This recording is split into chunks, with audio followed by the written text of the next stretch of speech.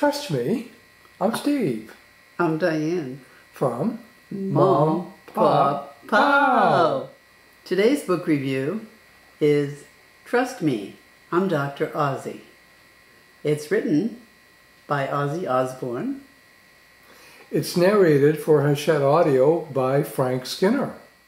Due to drugs and medicines and mishaps and accidents and anything else you can possibly think of, Ozzy Osbourne has gotten a wealth of information regarding medical, physical, and you just wouldn't believe it, that he wants to share with us. And that's just from living.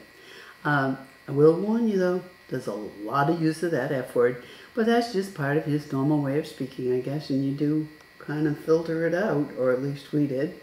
Yep, it seemed to go with the vernacular that the Englishman, if you will, is trying to project. Now, it isn't actually Ozzy speaking, but it's his writing, and Frank Skinner, as I understand, is a British comedian, and he must have had a ball narrating the book, I think, judging by the sound of it.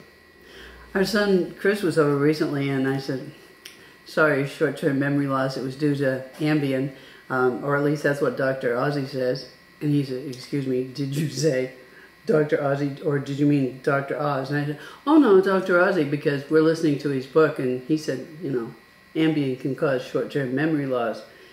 And he said, okay. And I said, oh yes, we're listening to his book, and that's what he said, and he has a lot of good medical advice. So if you're looking for some medical advice, or romantic advice, or advice on relationships, or advice on living, you can trust Dr. Ozzy.